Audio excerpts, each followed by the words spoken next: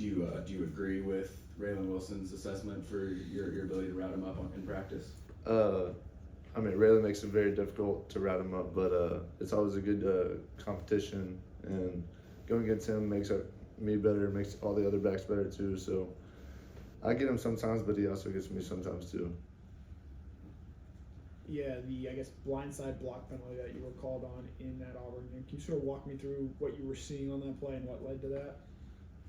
Yeah, I remember I looked back and I saw Gunnar tuck it, and I just went to go block him. I didn't mean for it to be a blindside block, but the ref called up blindside block, so you got to go with it. You know, you can't complain. That's their job. They were trained to do their job.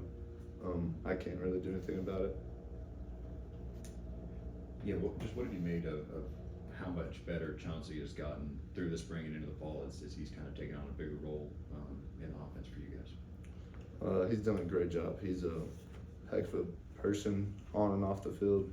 He's probably the most improved person I've seen go from last year to this year. He's done an incredible job protecting the ball and running the ball physical and falling forward whenever he does get tackled. So I'm just really impressed with everything that he's done.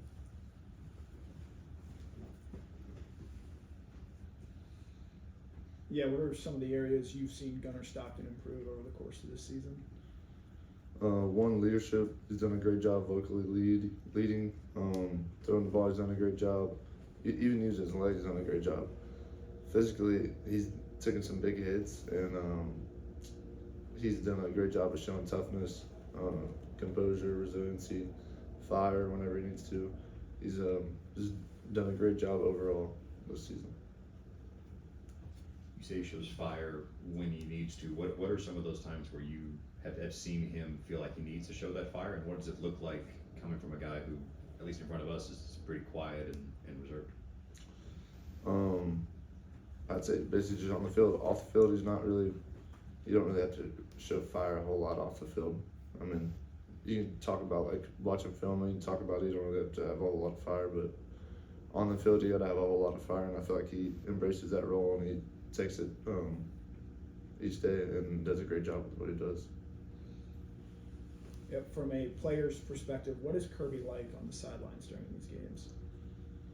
He gets a little intense sometimes, but he does a good job of keeping his composure and just being the best coach that he can be, trying to help us the best that he can be and put us in the best situation possible to win at all times. As one of the veterans of this team and the running back room, what did you tell Nate after he had the fumble against Alabama, and how have you seen him respond over the past couple weeks since that moment? You know, being a running back, it's going to happen. You know, you're going to fumble. You're going to make a bad play. You're going to make a bad read. It happens. So you just got to have that next play mentality. You got to have composure to get to the next play. I mean, obviously he doesn't want to fumble. Nobody wants to fumble. So you just got to keep your head up and keep on trucking, keep on going. Yeah, the 4th and 1 play against Alabama obviously drew a lot of criticism. What did you make of that play? And then the next week you bounced back with a red zone touchdown in a similar situation. So for you personally, just how did you sort of navigate, especially because I'm sure you saw a lot of criticism of that play? Yeah, I saw a little bit.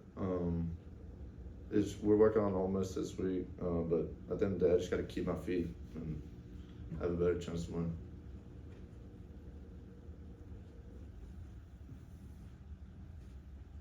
This is a bad question. I didn't do enough research here, but I saw that you used your NIL money to repaint the family trucks.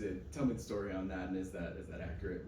No, that's not accurate. Okay. It was, no, that was the color we went with originally. Okay. But it was Georgia based, I guess. If you know. Yeah, I'm guessing you're not going to be doing the horns down in here again. Never. Never again. I'm trying to keep my hands ready.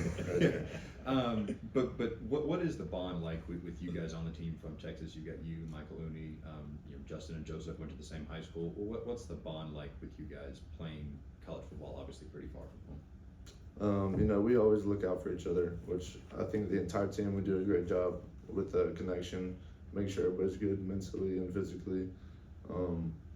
But I think Texas boys, we make sure everybody's all good and just watch out for each other.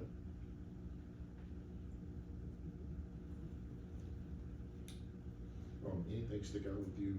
What are some things that stick out? You know, with this Ole Miss defense, I know they've had a lot of guys go to the NFL, and you know, a lot of guys are back this year as well.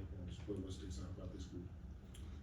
They're fast, they're physical, they're well coached. Lane Kiffin does a great job with coaching his players. They're undefeated.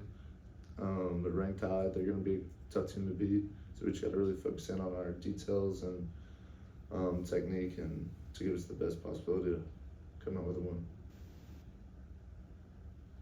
Anybody else for Cash? All right, Cash, thank you, sir. Thanks, Cash. Appreciate it.